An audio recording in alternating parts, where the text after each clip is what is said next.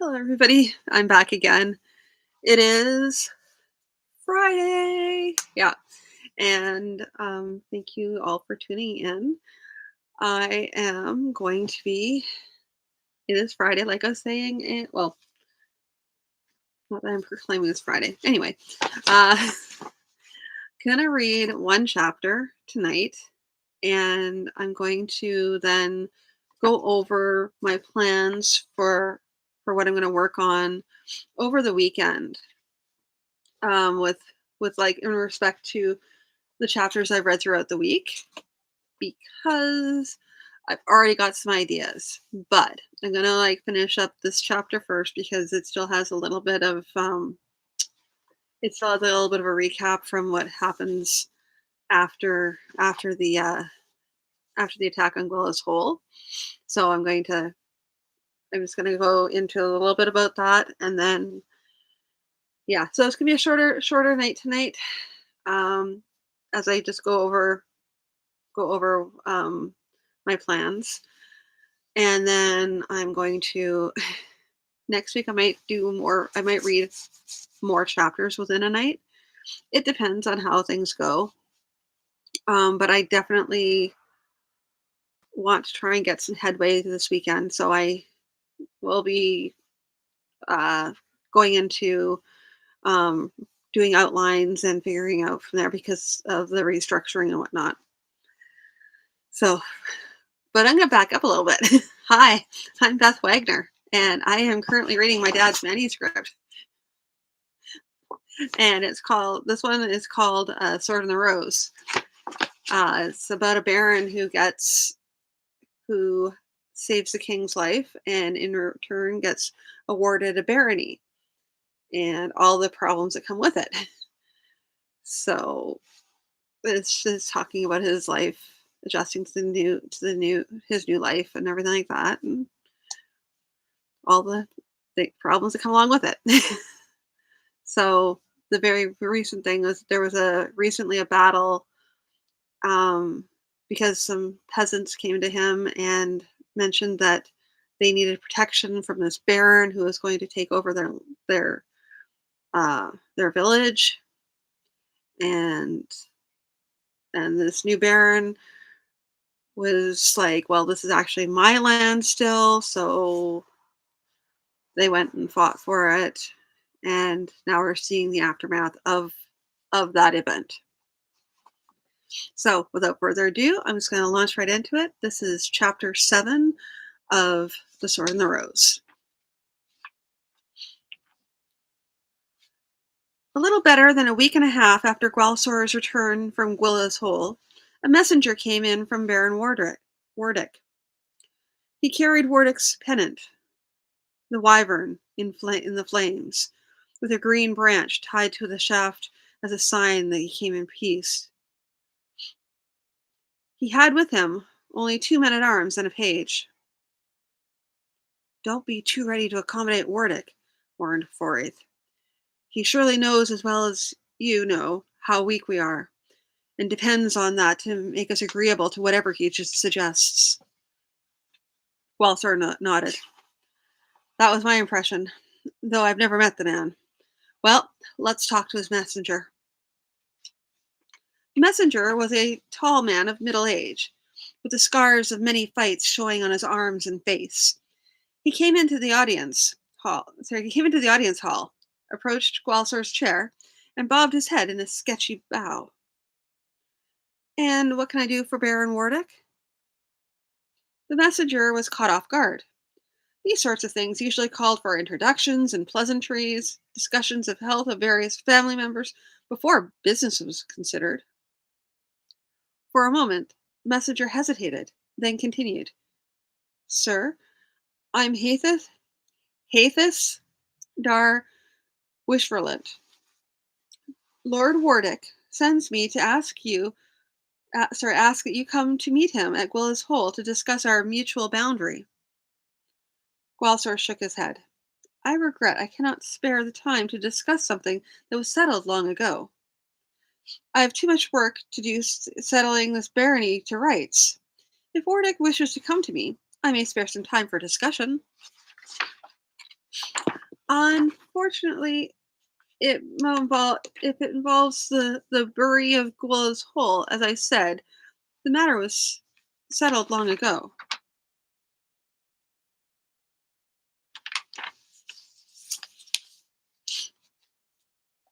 But the border has changed, sir. By whose writ? When this barony was entrusted to me, there was no mention of bits being chopped off to ag- ag- ag- aggrandize my neighbors. The messenger paused. Gloucester could see the man's dilemma. He knew the basic point of the baron's claim, but it was his only place to pass a message, not to argue the rights and wrongs of the claim. Indeed, to do so might make trouble for him when he returned home. Sir, I'll take your message back to Baron Wardick. I fear he will not be too happy to hear it. Gloucester waved his left hand in a calculatedly negligent fashion. Some people do not always get what they desire, do they? Tell Lord Wardick that I would welcome a visit from him. But if he wishes to talk of the rearrangement of the borders, I fear he will have little joy of it.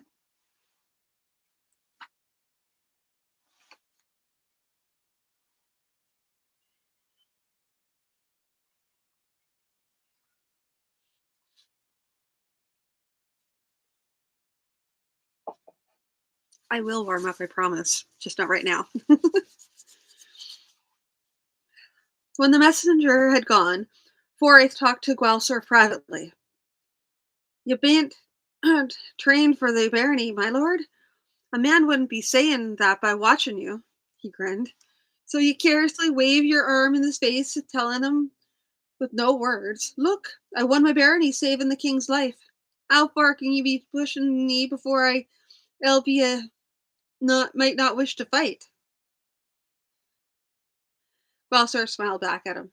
Anything that makes Wardick stop and think a bit will allow us to that much more time to prepare for him. And in that regard, how do our preparations go? Forsyth grew more serious. I'll not hide it from you, Lord. We be not in a good position. Baron Raffel marched off with the upward of 300 trained men. Of those, only 41 had made their way back. That's counting only those who reported in, and who still be hale enough to fight again. The number increases if we count those who too ill or too crippled to fight, and those who, for one reason or another, did not report in. Of those last, we only know gossip. You'll understand. We might round them up and force them to serve, but taking trained men away from their task to scrape together folk already proven doubtful quality would do more harm than good. I see. Gloucester looked down at his left wrist for a bit, then looked up. I wonder how many of the ill or crippled might be capable of a task or two. Tasks which might free up an able-bodied person for some other work. Do you have anything special in mind, Lord? They might twine bowstrings or trim arrow shafts, perhaps even do the fletching of arrows and crossbow quarrels. Have a talk with some of the craftsmen for it. Even use my name as a spur if necessary. See who might be open to the idea at all.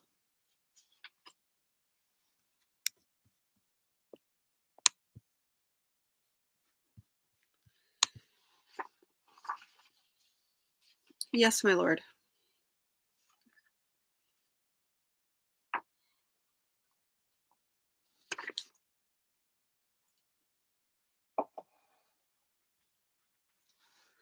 So what's he calling us together for, Toss? Man, you was there when he come in. You be knowing as much as I do. Summon your people to gather down by my quarters, he said. I've something to show you. So he summoned them, and we be gathering, and we be finding out what for in due course, as he'd no doubt tell us. You don't suppose he be planning to take over? Tostig, who'd been wondering just that, frowned. He might, and he might not. Let's not be driving the ox till it be hitched, eh, man? Can't say as I be liking ordering taken ordered by a stinking wizard, muttered Master Manic, but in a in a voice low enough Costa could ignore it. By this time, they were, along with the rest of the bandits, at the rude shack that was the wizard's headquarters. Henge was standing there, waiting for them. The magician surveyed them and nodded. I have things set up around back. I will show you what I will show you. Then I will explain to you why it is I have called you here. Some of you may have questions, and if they have sense to them, I will answer them after the demonstration. Now, please follow me.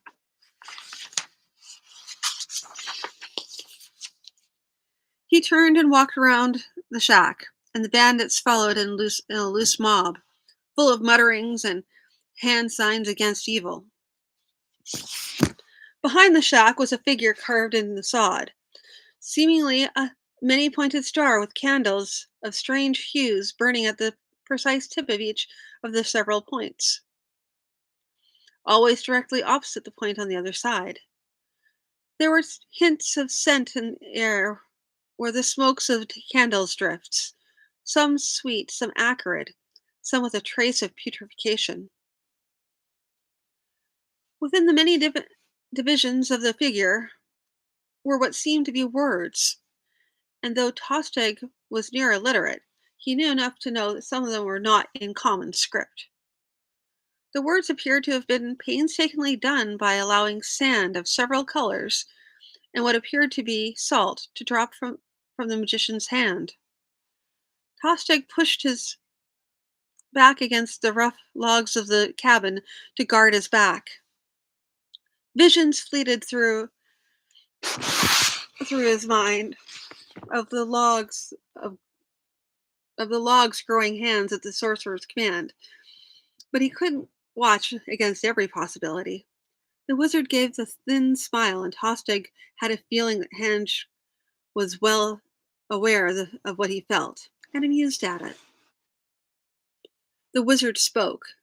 To reassure you all, let me say let me say first that this is meant to do no harm to any of you, nor shall it do harm to you, unless you trespass within this sign or speak at certain times of the spell. I have completed all the preparations, recited the first of the spells, and all that remains for me is to speak a few more, and it will be completed. Now, as to what I'm up to, well, I had to I had to leave certain things behind me when I left my home. I'm about to summon one of these things here, and in great part because it was the culmination of my studies, and I require it to go on to do greater things. Now, stand still and be quiet.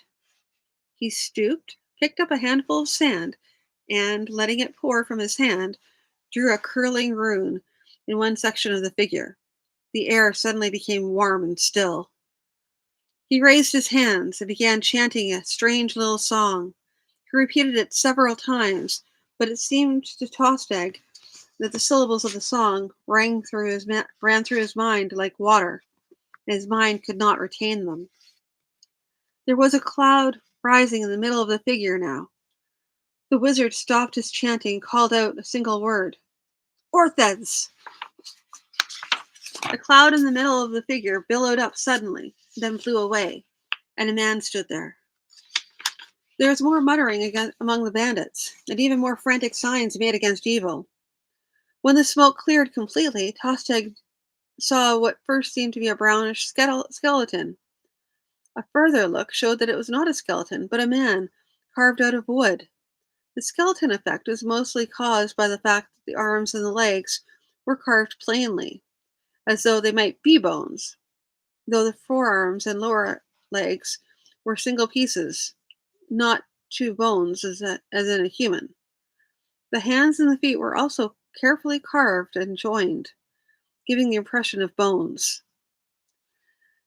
The magician's voice spoke out, cutting through the babble. It is not a man. Nothing really living. It is merely a wooden representation, which I have animated by magic. And that should be making us all feel better about it, wizard? Almost as if he read Tosteg's thought, Henge turned his eyes toward the chief. This animation will do none of you any harm if you leave it alone. The reason I called you here was to watch me summon it. So was watch me summon it was so that you would all know that it belongs to me, and when seeing it upon its tasks, none of you will do anything stupid, such as attacking it. It will respond to simple commands, but it only heeds commands in my native language. So none of you need try giving orders to it. I also imagine that at some time or another, one of you is likely to try and strike it with a hand or weapon. It is protected by magic, and attempts to harm it will not succeed. The figure itself will not strike back, but the spells will, indeed. Give a lesson to those too stupid. But the lessons will, indeed, give a lesson to those too stupid to remember my words. So when you see it on its tasks, leave it be. That is all. You may go back about your business. Tosteg, would you please stay behind? Tosteg shot a glance at Manic, who nodded almost imperceptibly. The wizard might be going to try to take over the band, but it seemed more likely he'd have done that away with Tosteg while the men were still awed by the magic. Well, they'd see about that. When the last of the still quiet bandits had trooped back around the wizard's shack, Hange looked at Tosteg. No, he said sardonically. You are still in charge of your bandits.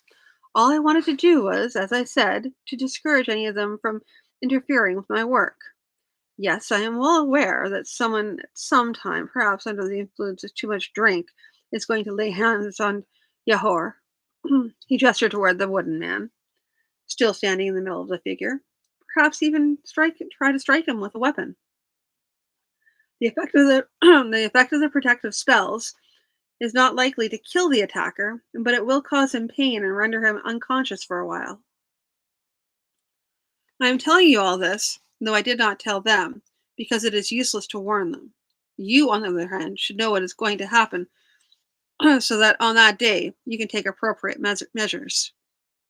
What's appropriate measures? It means preventing the rest of your men from doing something altogether too stupid, such as attacking me. We coexist, you and I, because both of us help each other. But never deceive yourself. Just because I choose to accept the help you give does not mean that I cannot do without it, nor will I fail to defend myself if necessary. He paused and looked at Tostig and Manic. You understand? Oh, I be understanding for certain.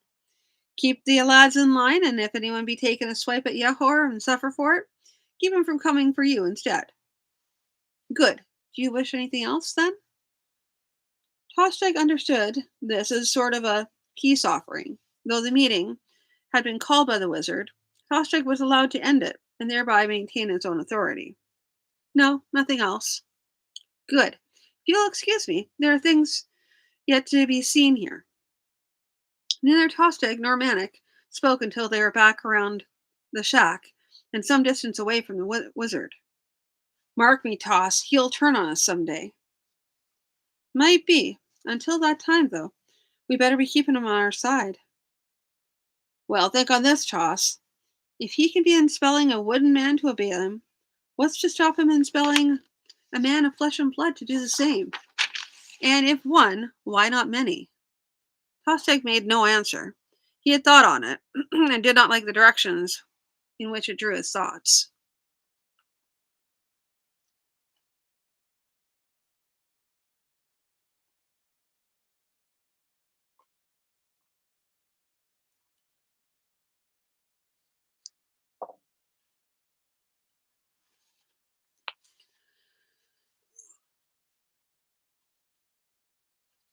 Sorry. Midsummer approached. Life on Grandel Barony went on, and word made its way around that the Baron would no longer tolerate laxness in the bringing of tithes. "He'll do some good, you think?" Melgathep asked. "We'll see when harvest time comes.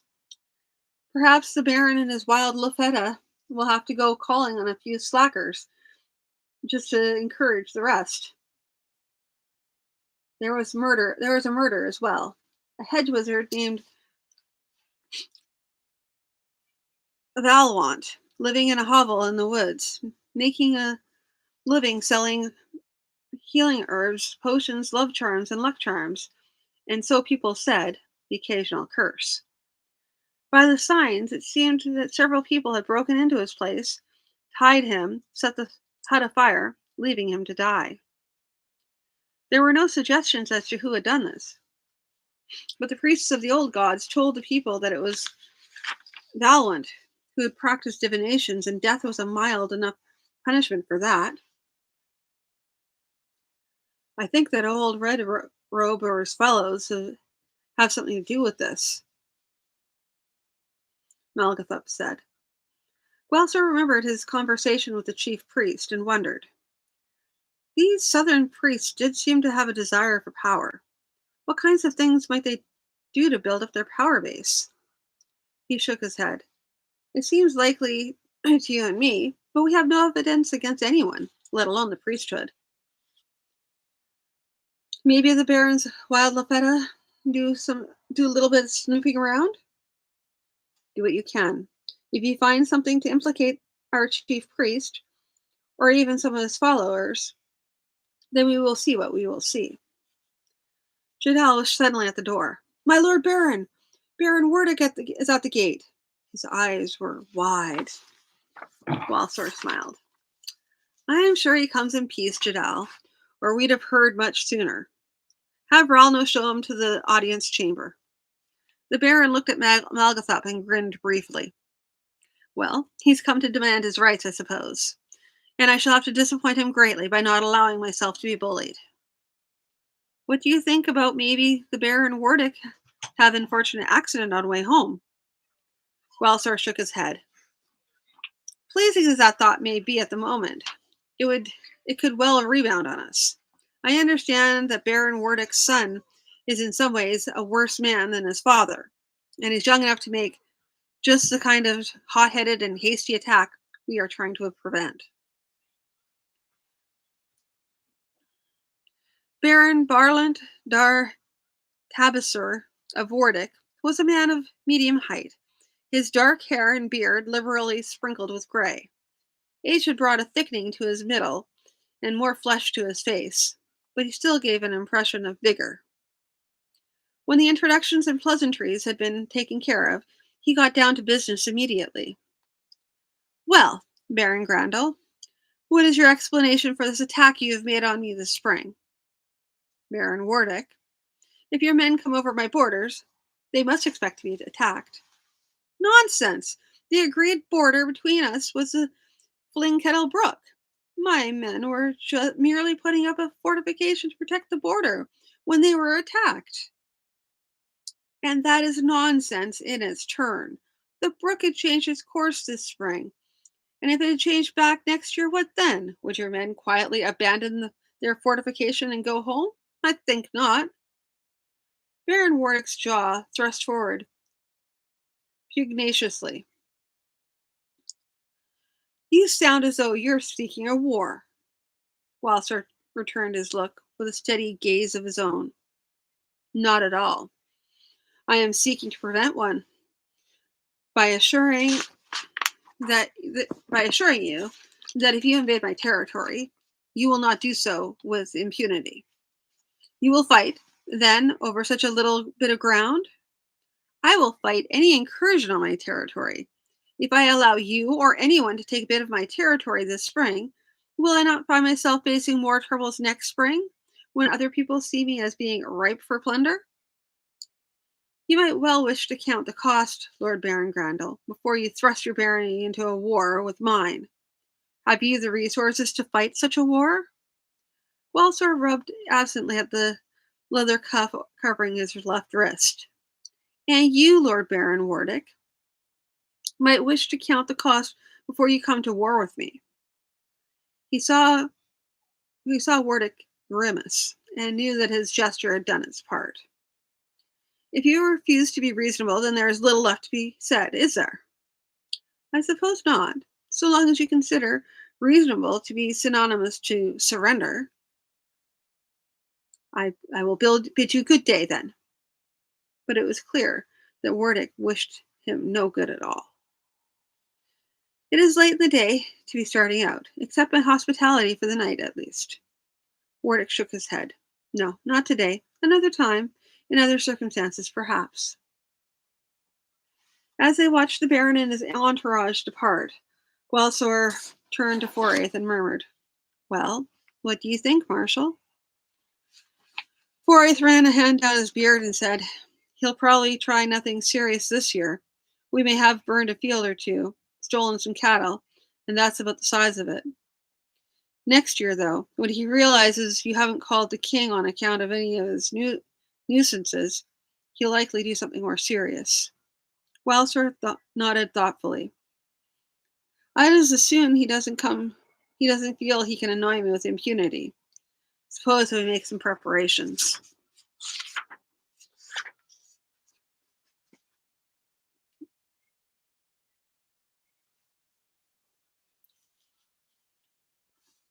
So there's a little bit more to it. I thought I thought it would be done. Um, I will bear with me here.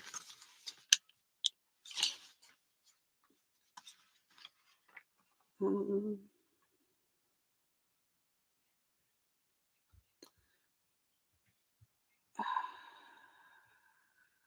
Sorry, I'm just taking a quick look to see.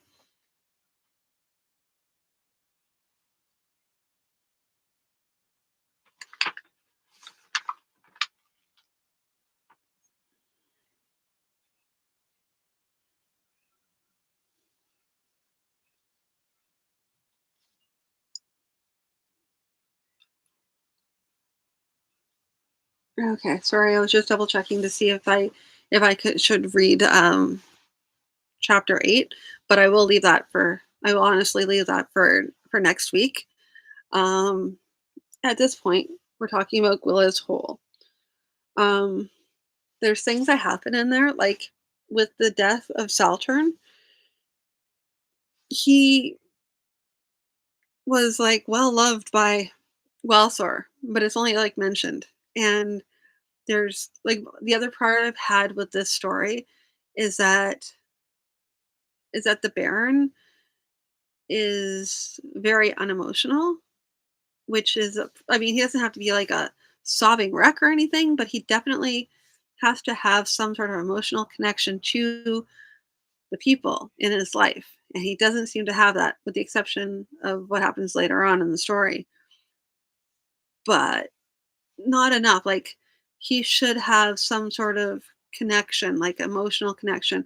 Also, uh, him, Saltern, and Malgathup and Saltern should also have a connection, and they don't even talk to each other. So, I'm proposing that there has to be more um, talks and discussion between the three of them as they're introduced in the story. So, I'm going to be having to write sort of like a general idea of all of this as I'm talking it out. Then I'm going to be writing it down so that I can then uh, put it into the story and create the story around it. Having said that, like, and then also basically having maybe each of them have their own kind of POV scenes leading up to the battle at Gwilla's Hole. And then also, Gwilla's Hole doesn't really have much. It's has a bit of action in it, but doesn't have a lot of like the battle scenes. It kind of is a little bit hazy here and there. And I know that this is kind of taken from Gwalsor's point of view, but I would really like to see more of what's going on around him as well. Um, yeah. So that's what I'm gonna be working on this weekend for the most part. Um, yeah. I told you it was gonna be a really short one tonight because I'm only reading the one chapter and because I'm just going over the general ideas of what I'm planning. Um, yeah. Yeah, I kinda wrote down a list of the people. There's like 1, 2, there's like 9 people. And so if I were to because Squilla's Hole is a main event that happens in the story. So but it doesn't feel like it has the weight behind it. So I need to kind of develop a why is Squilla's Hole such a big deal?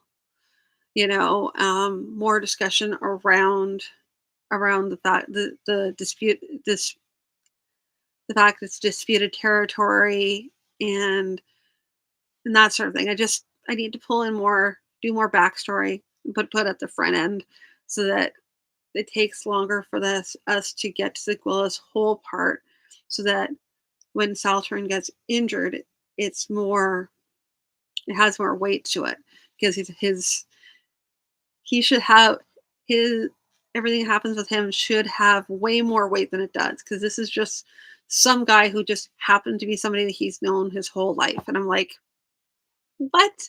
What is even happening here?